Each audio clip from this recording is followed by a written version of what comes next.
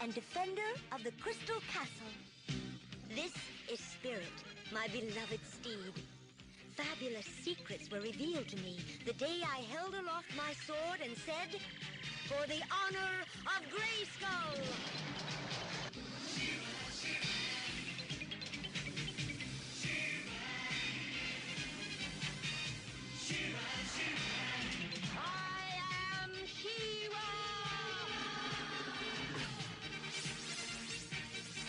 Only a few others share this secret.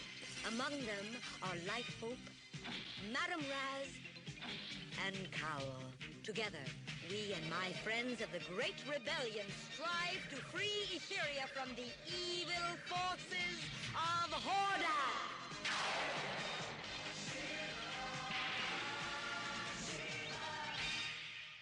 Hello, this is OptimusSolo, and welcome to the 54th chapter in our Powers of Grayskull series.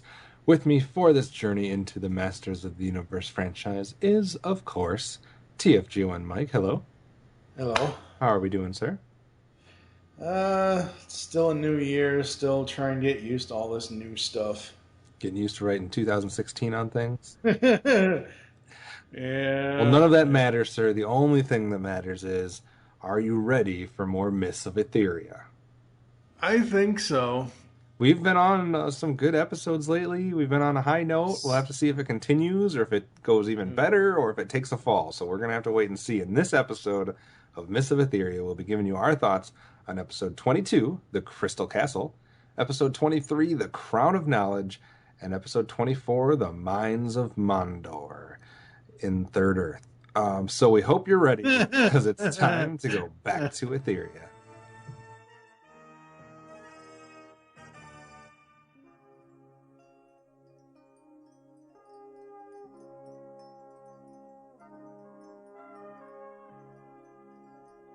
Tell us a story, madam, please. Oh, please, a story about She-Ra. Well, now, let me see. I know.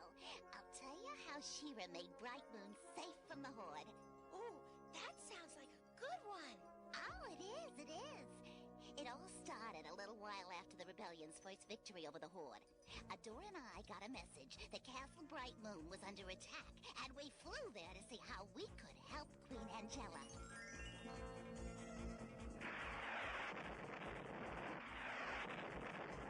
Oh, dearie my!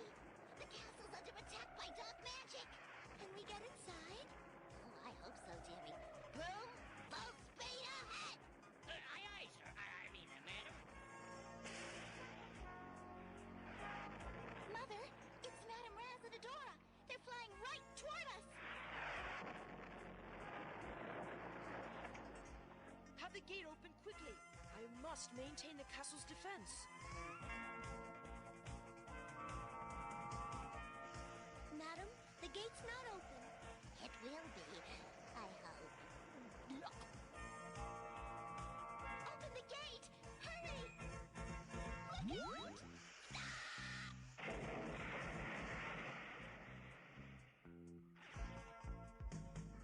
Oh, dearie my! Is it always so dark in here? First up today is episode 22, The Crystal Castle, which was wasn't there a computer game back in the day called Crystal Castle? I believe there was, and I loved it. It was on the DOS or something like that.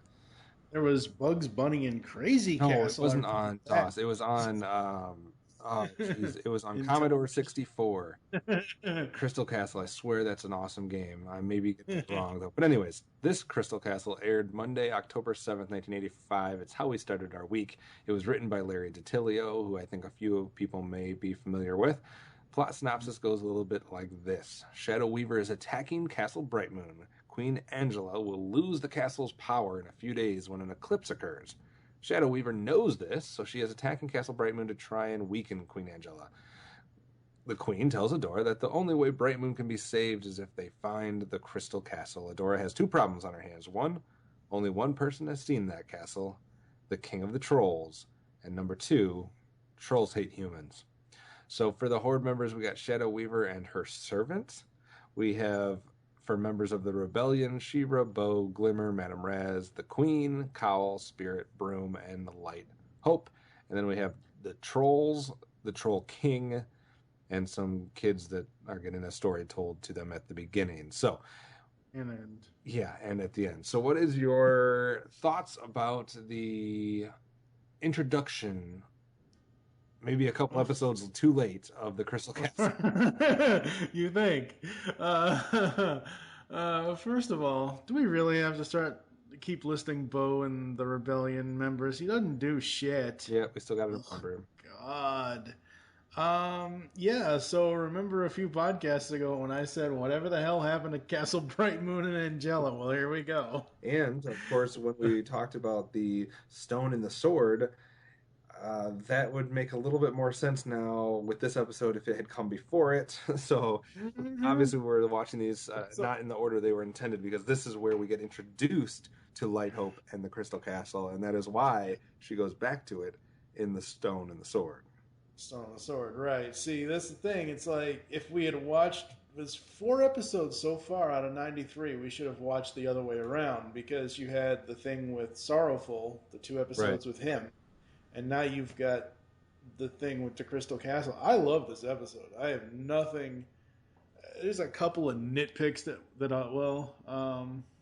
there's one nitpick, but other than that, I mean, there's nothing wrong with this. I love the plot. I love how they introduce it, and I love how they pretty much give you the location.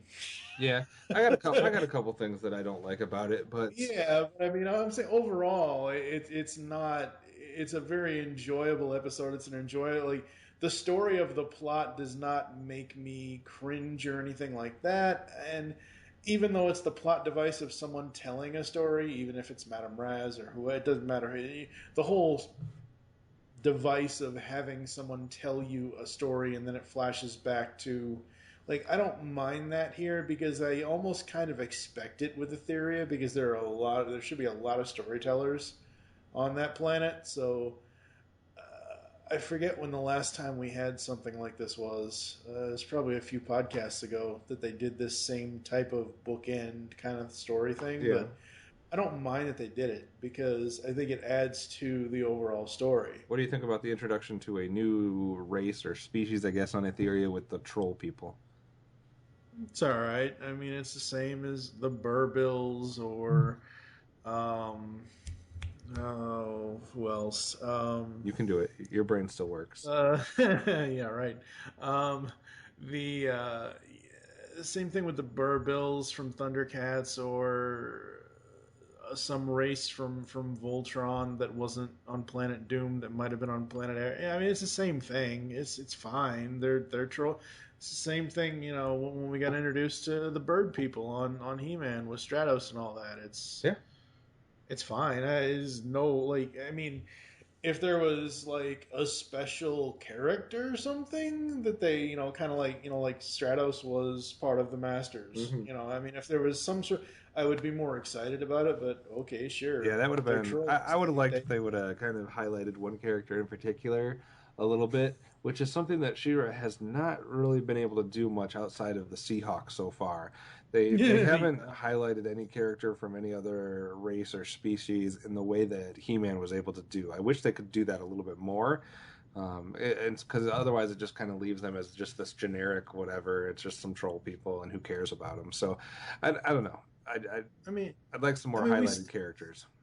Yeah, but we still need a lot more origins for all the different. I mean, we need origins for Catra, Scorpia, Leech, Montana. Hey, we're getting the origin of the Crystal Castle, and Light Hope. No, I know. I won't complain too much. I know, but I'm just saying, before we get to them flushing out and defining newer characters, we still need the explanations behind the current main characters. Yeah, we might not ever get them. Maybe not. All right, well, let's make our first trip to the Whispering Woods to see just how many good things there are about the Crystal Castle. Bright Moon's magic will be gone. What can we do, Queen Angela? There is one hope. We must find the Crystal Castle. What's the Crystal Castle? According to the old tales, it's the most magical place on Etheria.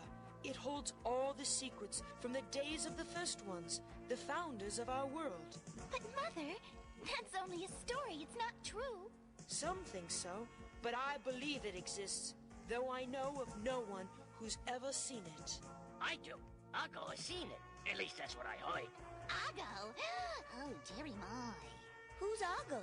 He is king of the trolls of Spycart. Trolls? Oh, but they hate everyone, especially humans. They'd never help us. We don't really know that until we speak to them. And if Argo is the only one who's seen the castle, I'll have to find him. Oh, dearie my, you can't do that. It's much too dangerous. Don't worry, madam. She-Ra will take me to the trolls. I should be safe enough with her, don't you think? All right, we find ourselves in the Whispering Woods, talking about Crystal Castle. What did you like about this episode? Broom has the best lines. I love Broom. He's so awesome. He's a pretty cool character. Anything in particular from this episode?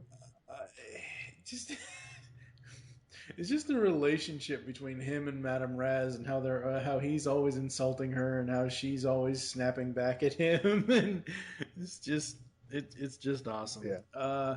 I do love the interaction between Adora and Spirit about going after the trolls. Spirit's like, but don't they eat horses? Just absolutely love that. This is going to come back to bite me in the ass. So far, no Bo in this episode, thank God. I do enjoy the setup of locating the castle, where she has to go meet this Troll King, and even he won't tell her where it exactly is, but he gives her enough clues for her to figure it out. And for the sheer fact of where it is, I mean, everybody should have figured this out by now. Even I never really knew, because I don't remember half of this series, but even like with everybody remembers the damn transformation. It transforms from GRAYSKULL to Crystal Castle. So, and I'm thinking, okay, is this thing somewhere in the sky? Is it somewhere, is it underground in some alternate dimension? What the hell is this thing? Because essentially the Crystal Castle is almost the same shape as her little headdress she wears. Mm-hmm. Her little headband thing there. So finding out where it actually is, and, well, first of all, in fact, the name of the mountain is Sky Dancer. That's kind of awesome. I love that. The last thing I had was, I do really dig the light animation effects that Light Hope uses to transport her. Yeah. I thought that the glowy light thing the separate beam I thought that was really cool. Yeah. I also like that they mentioned the first ones again. So it's not just something that was just a one-off in one episode. They talk about the first ones being, the originators of, the original people of Etheria. So they talk about them a little bit. I like that Adora winks to Madame Raz when, basically about, I'll have to go find She-Ra, or I'll be okay with She-Ra with me. That's kind of a cool little nod. Yay, a riddle. We always love when there's riddles. For those of you that have missed Triclops, and haven't seen them since He-Man, don't worry, this episode gave you a Triclips. 3 eclipse moons, the Triclips. Yeah, that's a horrible pun. Thanks. I like that there was some backstory for Etheria in this one with, with the Crystal Castle and et cetera, et cetera. So I think it adds a little bit more of a deeper element to the planet in itself. I mean, I'd like to get more depth and backstory for actual characters, but if we have to get backstory for the planet, whatever. We even learned that Angela gets her power from the moons, I guess. Yep. So I think one of my favorite moment, though, was actually when, I think it was Light Hope calls She-Ra. Yeah. And he emphasizes the Ra, which is obviously the main god in the Egyptian world. And I think that's a cool thing with her name, like She-Ra, like woman god type thing. I don't know. I like the way he said it. But those are the main things I liked. What about if we make our way to the Fright Zone? You said you had one nitpick. What is it? I mentioned before, it's going to come back to bite me in the ass. Well, damn it, almost a whole episode without Bo. By my grandfather's beard, oh my God, please kill that character. He's not that bad.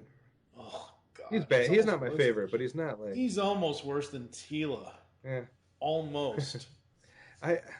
Another instance in this episode where they do a flashback. And I'm sorry, I'm going to bring it up every single time. It makes no sense in this series to do flashbacks. There's not enough time to flashback to.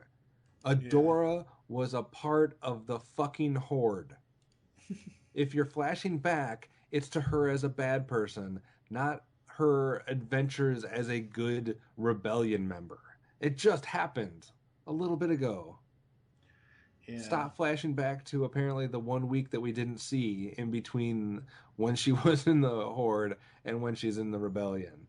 So I just wish they could find a different way to do this than flashbacks, because in this series they backed themselves into a corner and made it so flashbacks aren't really feasible. That's my problem. Unless they were like, unless at the beginning it was like 2 years later or 5 years later after Adora left the Horde, but it didn't do that. It made it seem like it was immediate, because Hordak was like, we need to get her back and all this other stuff. It made it seem like it was like almost the very next day, next week, next month or something. Obviously we watched these in the wrong order, so I guess that's a little nitpick. And the clock at the end, that's kind of a pretty easy plot device that Detilio threw in there. I mean, well, they needed something fast to use. I wish it would have been something better. It would have given them some type of more clever way than just a word. When did you say this aired? October 1985. October 7th, 1985.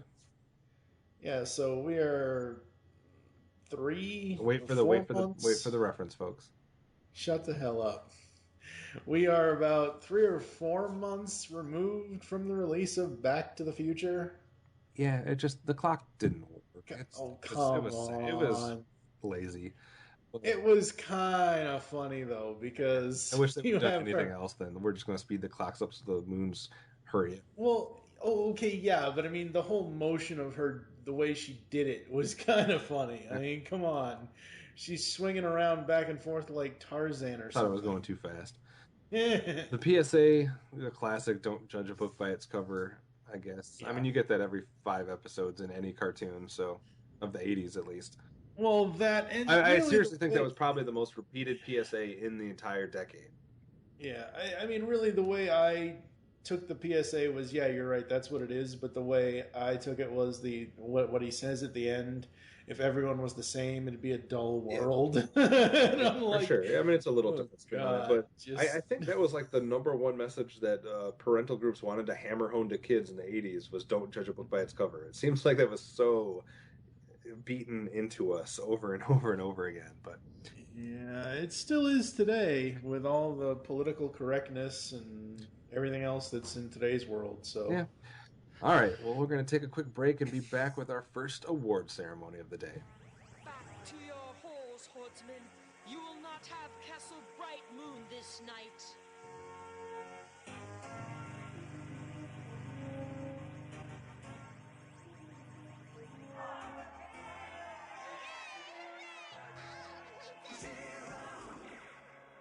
Castle Bright Moon is safe, and Angela will see that it is better protected in the future. We owe you a great debt, Light-Hope. It was your bravery and hope that won the day, but there is something you may do for me. Name it. I wish you to treat this castle as your personal haven. Visit it often and speak with me. It will be my pleasure. Also, you must keep the location of the castle a secret from all those who do not know your secret. Will you do this? We'll keep your secret, Light-Hope. And now, join your friends in celebration. We shall see each other again soon. Farewell, She-Ra, Princess of Power.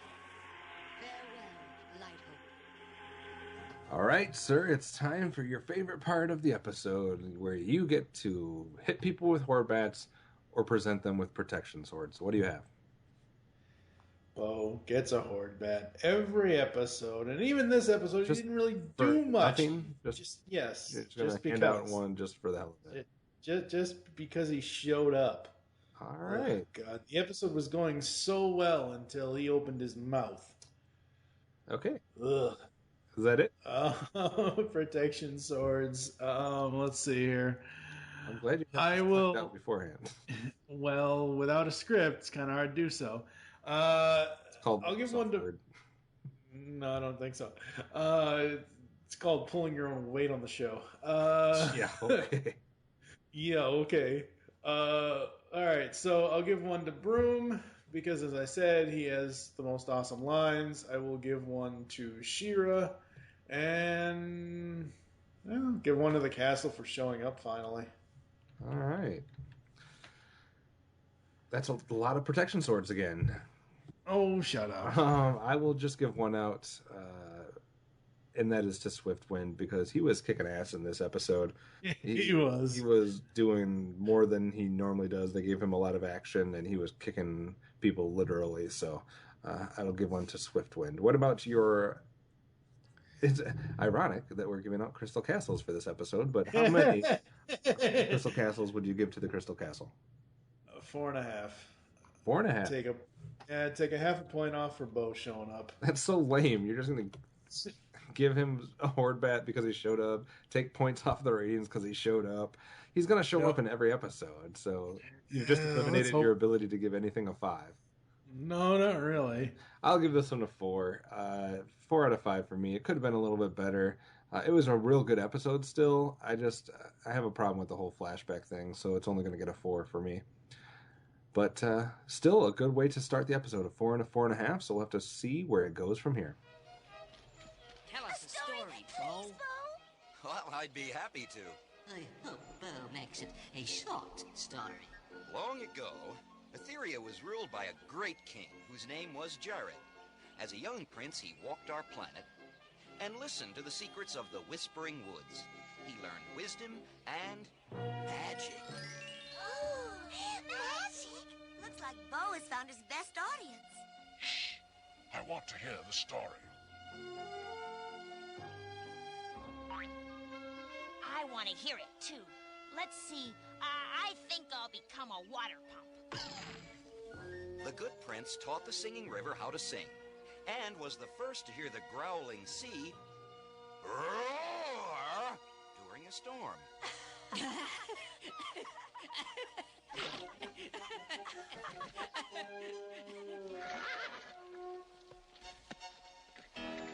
He was Etheria's first marksman with a bow. Well, why don't you show us what a marksman does? Show us, Bo. All right. Hang on, Spirit. Lunch coming up. Did he say lunch? That's what he said. Money for the apple.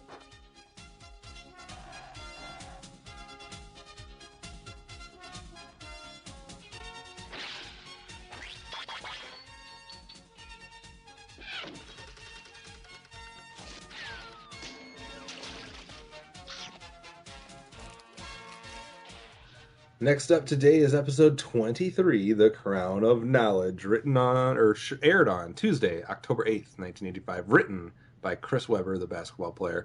Plot synopsis: No, that's not true.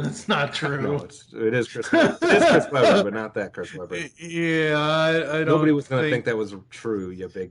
All right. Young Marcus dreams of having power as mighty as Etheria's founder, King Jared. So on hearing Bo's story about the Crown of Knowledge, he kidnaps Cal and goes in search of it and all its wisdom. What he doesn't know is that he is being controlled by Hordak and Shadow Weaver, who want the crown's power for themselves. So we have Hordak, Shadow Weaver, and Imp. We have She-Ra, Bo, Cowl, and Swiftwind. And then we have the Baker, the boy, the other boy, Marcus, and the spirit of the Crown of Knowledge. So we have another storytelling episode, and we have an episode focused on the boys. One boy in particular, so you usually hate these episodes. What do you think? I swear to God, it's Cousin Jeremy all over again, except with a different name. Same voice, same hairstyle, color, thing, whatever. Oh my God. So you don't like the setup of this kid trying to find his power? No, that's fine. That is fine. Just the fact that it's essentially a, Cousin Jeremy ripoff from He-Man. It's like, oh God, just no. First of all, why does the kid need, like, I get it. As kids, we all wanted to be something great and powerful and whatever else, but like the way this kid's going about it, first of all, he kidnaps Cowl. Come on. I mean, first of all, who the hell would want to kidnap Cowl in the first place? That owl has a mouth on him worse than Merlin's Archimedes, for crap's sake. Second of all, he's jumping into something so damn blindly that, oh God, this episode. Ugh. I think the part that I don't like about it is about the premise.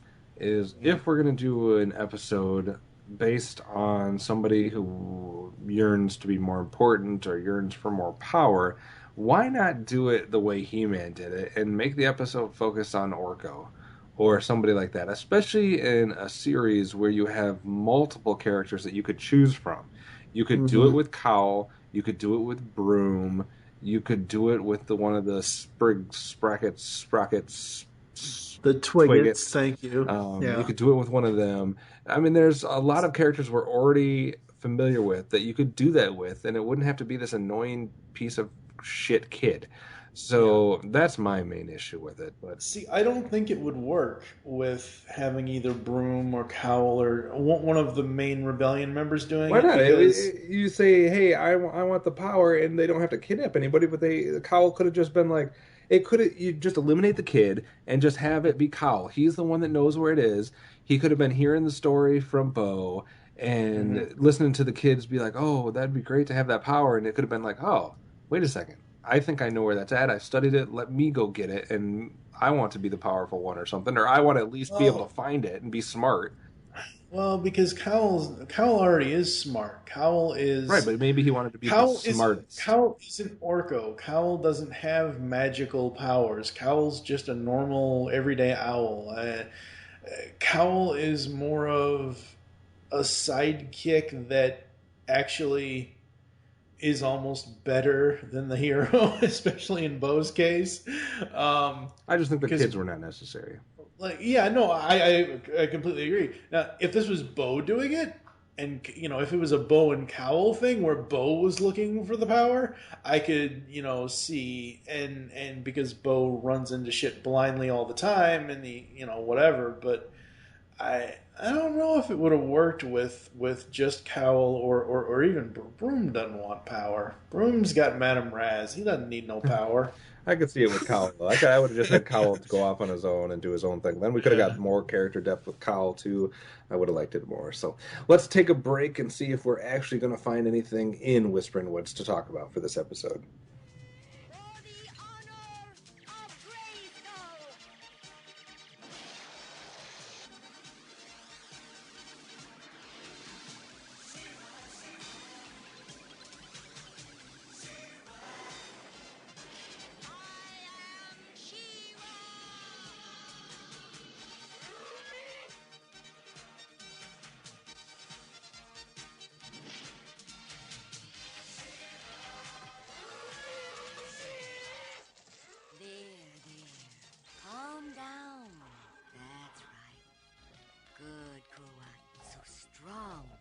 So brave. Back in your pen. You don't want to hurt anybody. You've had enough exercise for now. Yay! Hey, Cowl, don't She-Ra and I make a great team? Cowl? What's wrong, Bo? Cowl's gone. It's not like Cowl to just fly off without telling someone. Pardon me. Have you seen my son, Marcus? He's a small lad, black hair and a blue tunic. Yes. I saw him standing near Cowl, soaking up every word of my story. Marcus is always talking about wanting to be like the hero of a story, a powerful knight or a king. Like King Jared? Oh, yeah, especially King Jared. He's my son's hero. Marcus always talks about the crown, says he's going to find it someday, and then I won't have to work anymore. So Marcus thought the legend of the crown was true? And Cowl said he knew where it was. So, if Marcus wanted to search for the crown, of course. How? Cowl said the crown was in Dark Edge. And Dark Edge means trouble. Horde trouble. We'd better find them. Fast. All right, we find ourselves back in the Whispering Woods. I don't have much, so let me get them out of the way. My two favorite moments, I guess, was number one, Imp as a bush. Yeah, I got that. That was pretty cool. That was something right out of like Rainbow Bright or something, but yeah, he looked very cool, especially when he tried to get up and walk then. I like that touch. Something out of Smurfs or Rainbow Bright. And then I thought it was a nice touch kind of in that same scene that they actually had Spirit walk over to the water trough and drink because he's actually acting like a horse, which you don't get to see a lot. So I thought that was a cool moment as well. So what about you? Anything you like in this episode? Imp as a bush and Imp as the water can. Like, I really thought Spirit was going to notice that it was something not quite right about the watering can thing disguise that Imp was using. Right. And I was really hoping that Spirit would just bite him and just throw him away. How can you not love the interaction between Shadow Weaver and Hordak? They're like an old married couple. That was awesome. And this is just a little thing I noticed, and maybe I could be wrong. I might have to go back and screen cap it and put it in the post. The crown has He-Man's cross-like symbol on it. The red H kind of cross-looking thing on the center of the crown. Yeah, but that's it for me. All right, I think we're going to have a few more things to talk about as we make our way to Fright Zone. So you can go first, sir. What did you dislike about this episode besides...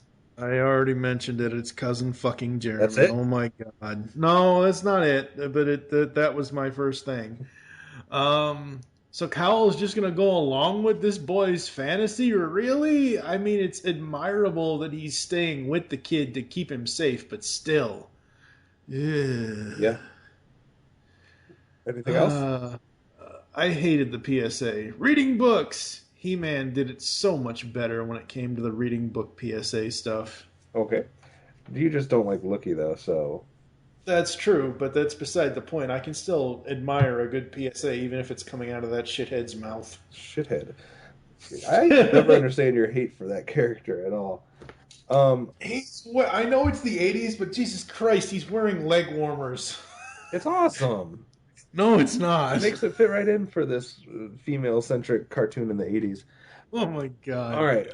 First of all, this Marcus kid, he didn't seem like he knew anything about the crown during this whole storytelling. Like, he's listening, he's learning about it, and then they try to play it off like he's studied it and he's always wanted the crown. King Jared's his hero, blah, blah, blah, blah, blah. That seemed weird. Number two, I don't know who's more annoying, actually. Is it Marcus or is it his dad? Because that baker was almost more annoying than the kid. And I couldn't stand either one of them. And the lesson that we get in all this towards the end. Basically, the kid learns to just settle for what his dad does. It's too hard to try to be a hero. I should just be a baker like my dad. What kind of message is that sending? Like, don't ever try to follow your dreams, folks. Just do whatever your parents do and don't try to be a hero. That just kind of threw me off a little bit. It's kind of off-putting. Go for whatever you want to do. Go reach for your dreams. That's the message we're supposed to be giving our kids. Like, go try to do something different. Go, make your own identity. Don't just... I don't know. I found that off-putting. Maybe I'm alone in that. No, you're right. It just seemed like a backward message to try to send. Like, he's like, I'll just settle for being a baker like my dad. I'm like, I want to punch you both in the face. That's all I got. It sounds like it's something that Mask would do. All right, on that note, let's take another break and see if there's anybody deserving of any hardware for the Crown of Knowledge.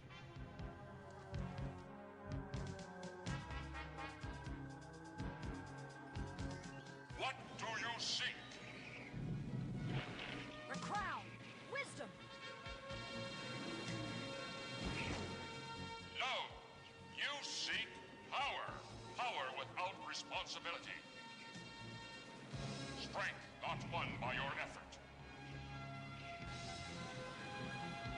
But I my free cow. I passed the test. You have yet to face your greatest fear. For today, Marcus, you must win me on your own. Have to do it on my own? But I am.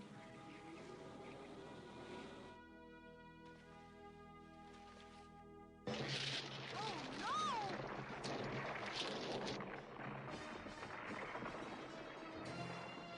Oh my, I'm being held here, Marcus. Must be magic. Now that crown will be mine.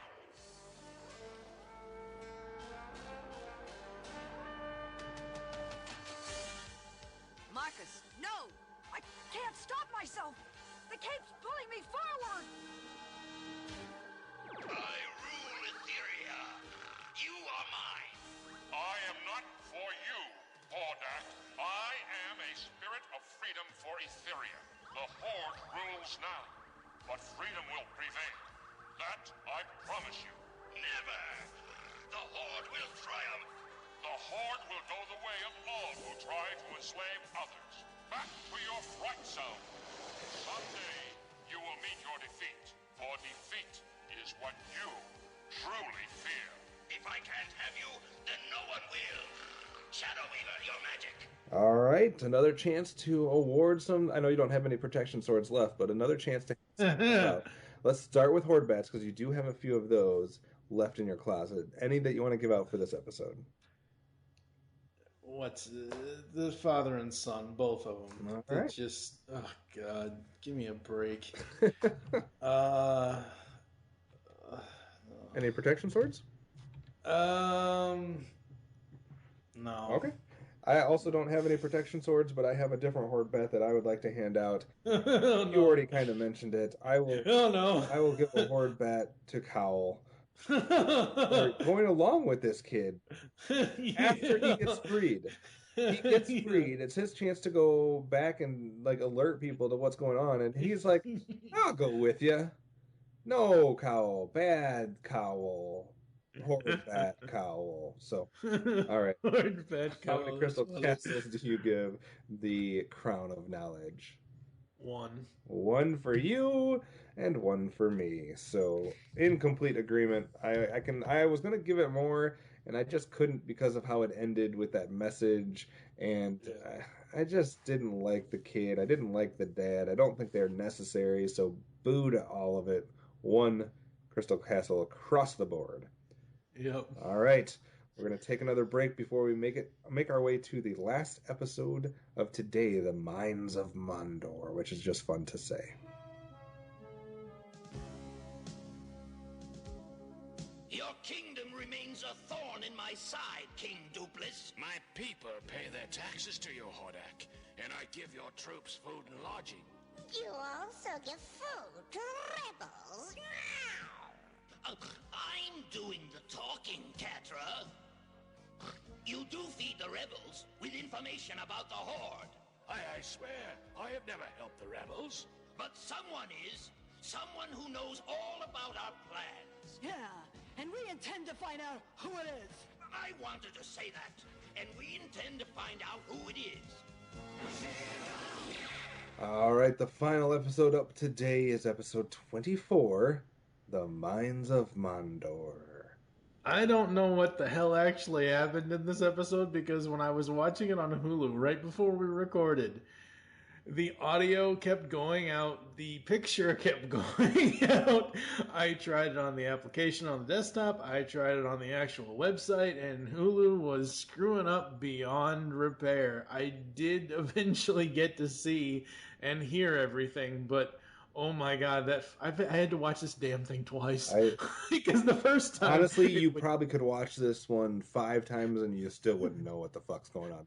I know, right? So don't feel too bad. This aired Wednesday, October 9th, 1985. It was written by Francis Moss. And Prince Hazar, son of King Duplass of Irlandia, is sent by the Horde to the Mines of Mondor on planet Dumbass Curtis, or something like that. I think it's supposed to be Kratos or something. I don't know. Can the rebels rescue him? Oh my god. Okay, hold on. Okay, the only interesting thing out of this entire episode for me is that they needed a dimensional gate to You're get jumping from ahead, one sir. place You're jumping to the. ahead. I know, but I'm just saying. Horde members, we have Hordak, Katra, Scorpia, Shadow Weaver, Horde troopers, and Imp. Rebellion, we have She-Ra, Bo, Glimmer, Madame Raz, Queen Angela, Cowl, and Broom. And then we have King Dupless, Prince Hazar, the Rebels, the Great Or Thugs, the Slaves, the Sea Captain, and the Slave Driver. If you haven't picked up on what's wrong with this episode yet, you should have. Okay, first off, a little bit about this plot. Prince Hazar, son of King Dupless of Irlandia, sent to the Mines of Mondor. This writer had some type of fantasy that they were creating their own series here or something. Like, there is way too much going on. I don't even know what the plot is. Like, this person we don't know about, who is the son of someone we don't know about, of this land that we've never heard of, is being sent to the Mines of Mondor, a place we've never heard of. And for some reason, She-Ra and the Rebellion give a shit about this.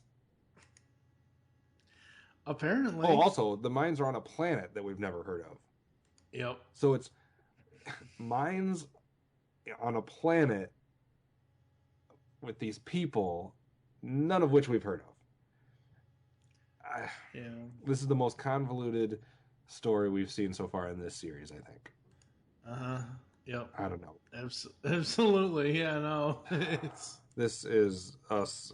I feel like the writer had 17 ideas and none of them had not a damn thing to do with She-Ra. And somehow they tried to like weave She-Ra and the Horde into this story. Let's take a break and so I can get to the Fright Zone. Should we start with those first and then go to Whispering Woods last? We might have to on this one. I swear I will no longer help the Horde. If you do this for me, I will always support the Great Rebellion. We will try to bring your son back, but it will be difficult. We will need a lot of help and a lot of luck. I wish She-Ra were here. I will find her.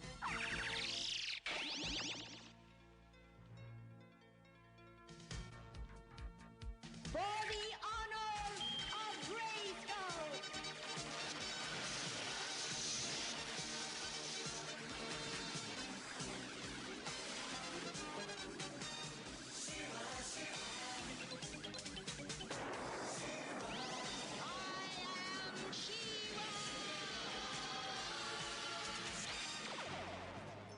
The dimensional gate will open in 1 minute. Thank you for coming, She-Ra. Thank you, Queen Angela. Without your magic, we could not make this journey. Its other end is on the planet Krytus. But remember, you must return within 3 days, or the gate will close, leaving you in Krytus forever. All right, last time today, visiting the Whispering Woods and the Fright Zone. But we find ourselves in the Fright Zone first today. All right. All right, so first off, let's get this business out of the way. 3 days is what they have in this other dimension. If they don't return within the 3 days, they're forever trapped there. Wait a second. Where have we seen this before? Oh, that's the exact same plotline that was used in He-Man. Exactly. Yeah, wasn't that when they went through the time corridor to some other... Yeah, it was when Cringer and Orko had to go through the time corridor. They did actually. I think they did it twice in He-Man. Yeah, they did. But I'm saying, like, the one I remember is Cringer and Orko, and they only had like 30 minutes or something in the other thing. Yeah. So just completely ripped off of that.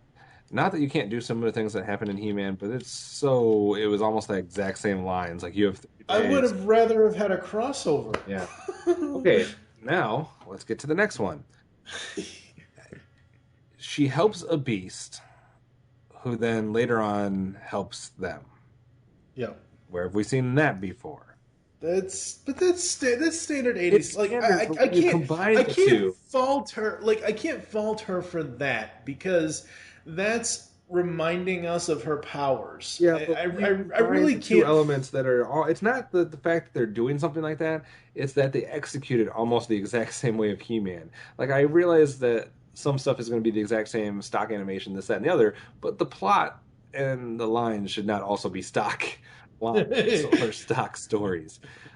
This story is convoluted as fuck. It is. I have to swear. That's how convoluted it is.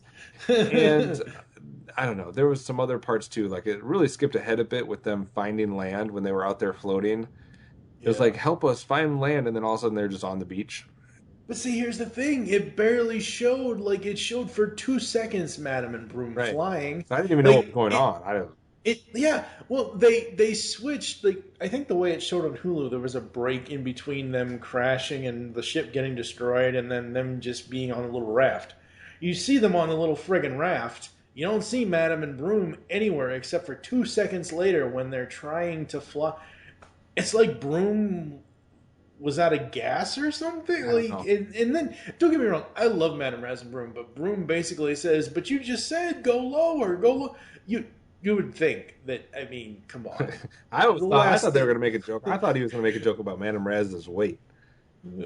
See, I thought they were going to do a thing where she's skipping. Playing skipping rocks with him, because I mean, he's essentially bouncing across the water. Yeah. And then the other thing, apparently, She-Ra is rich because she can just buy a fucking boat. 100 pieces of gold. I have it in my brassiere. Here you go. Okay, since you brought it up, the more and more I watch this series, the more and more I see She-Ra's bodice, her chest piece, and all that. The more and more I see it as a stripper costume than anything else. Well, you know, I'm sorry. When he's watching this. No, but I'm serious though. It just, there are certain times in certain animation moves in this series, where, specifically sometimes when she's getting on or off Swiftwind, where it's like, if you turn your head just the right way, hey, I can almost see up her skirt. Oh my. What do you have for the Fright Zone, sir? Fright Zone. Let me see. Where would the Fright Zone be? I just kind of went lame on my Fright Zone moments. I didn't really, because like I said, the first time I couldn't really pay attention to the damn thing because of this, whatever, the technical difficulty. Give it up, Bo. You suck as a singer. You're worse than William Hung. Oh, you'll love this. I don't even know what count we're up to now, but she didn't even say sword to whatever the hell. She just held it up and it fucking changed. Oh my god, this episode. Oh. Yeah, how about some good things? Whispering Woods moments. What do you have? Oh, really? I do like the exchanges between the Horde members in the beginning. Everyone stealing Hordak's lines. I like that. And I do like Glimmer flashing her flashing power where she's like, close your eyes, and she blinds everybody. But other than that, this episode really sucks. This might be one of the worst episodes of the series. Yeah, it's darn right up there. I think it is interesting to see that some other groups of people are actually almost voluntarily helping the Horde. Yeah. I thought that was somewhat interesting. And really the only good thing about this episode is finally back to some fucking Horde members with Catra and Scorpia and some people like that. I don't even know if I can count on one hand how many times I've seen Scorpia outside of Secret of the Sword. Like, maybe I can. Maybe it's like twice in the last 4 episodes of the podcast that we've done. 2 times out of 4 podcast episodes, and we review usually 3 cartoons per. That's pretty bad. Yeah, but I mean, it's been a while. Like, I feel like it's been like 2 or 3, 4 or 5 episodes since we've seen some people outside of Shadow Weaver and Hordak, and so like I at least enjoyed Catra and Scorpia and how they were kind of interacting in similar scenes and stuff like that. So that's the only thing I can say. So. All right, let's take a break, and we'll be right back to see how many Horde Bat Mike is going to give out. How many Horde Bats Mike is going to give out for this episode? Wait, what about you? I'm sure you got plenty too. There's only one needed. It's She-Ra. I'm clearing out.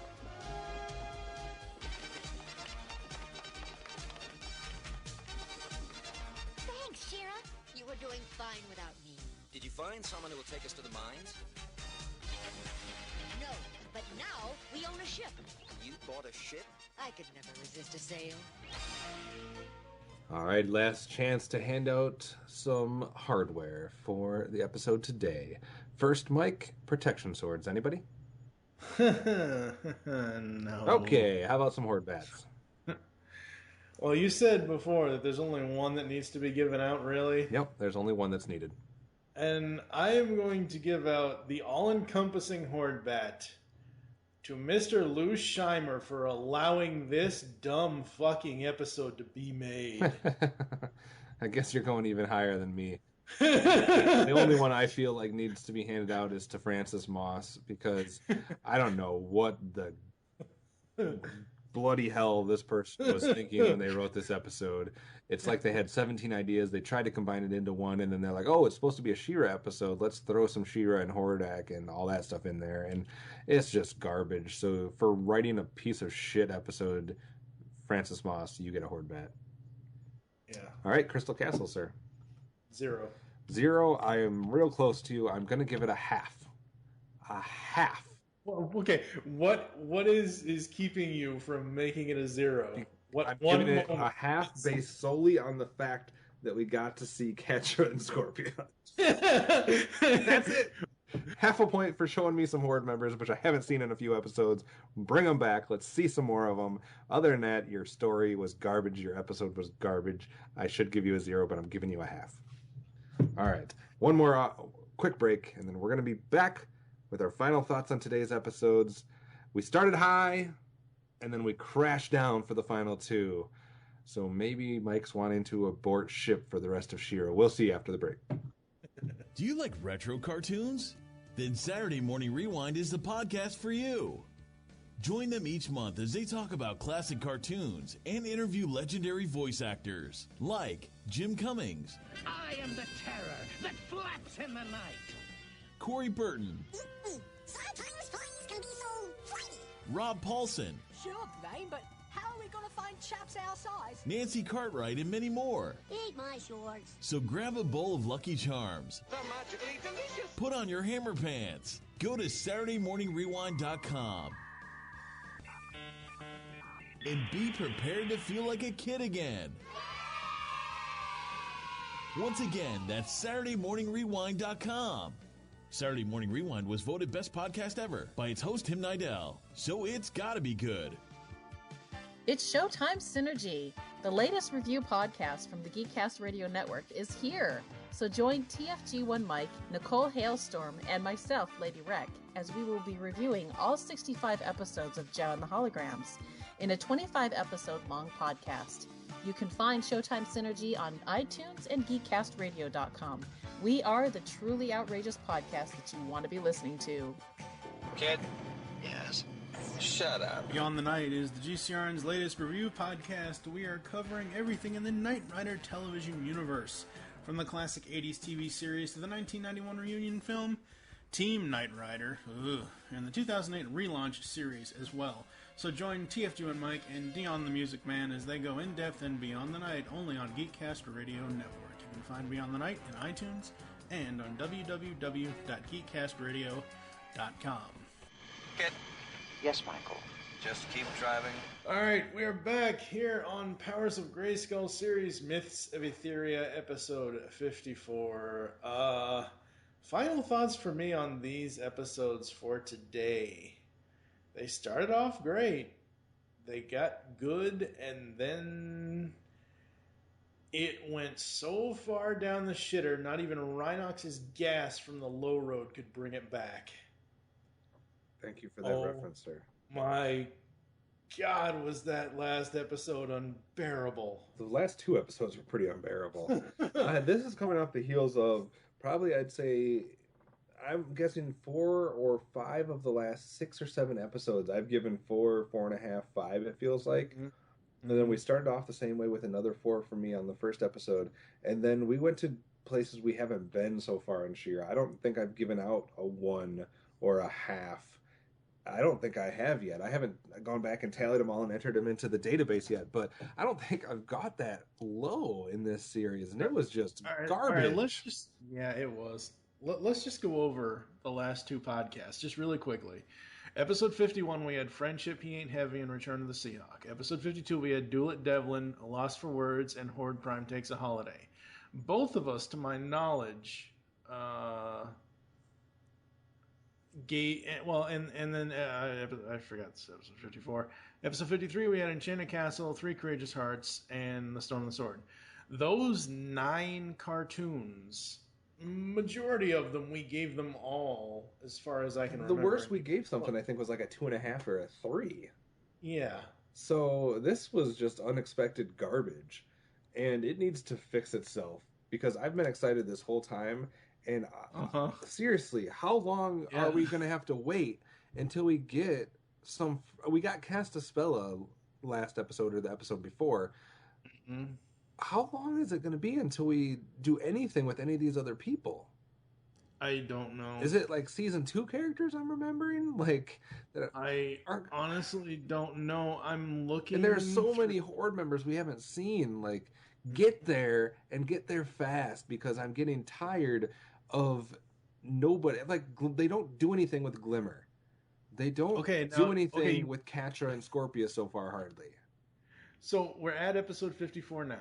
Okay, and I'm going through, like I said, I was recapping the last 3 episodes that we've done. Right. And I'm going through and I'm kind of looking ahead in the schedule as to what's coming up for us in the coming season and whatever else. Episode 60 will have an episode entitled Glimmer Story. So maybe finally by that time we'll have something for Glimmer. Episode 65 is probably going to be one where I'm going to be not too nice, because there's an episode in there called Lukey Lends a Hand. Oh, nice. Episode 66. Wait, you might like the one coming up in 2 weeks, which is Bo's Farewell. Yeah, but then they have one in that episode called Play It Again, Bo, so he doesn't stay away too long.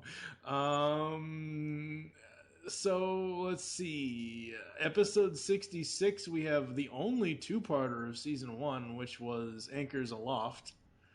When we get to season 2, we have stuff like A Lesson in Love, Something Old, Something New, Lukey's Sweetie, Oh God, Please Help Me.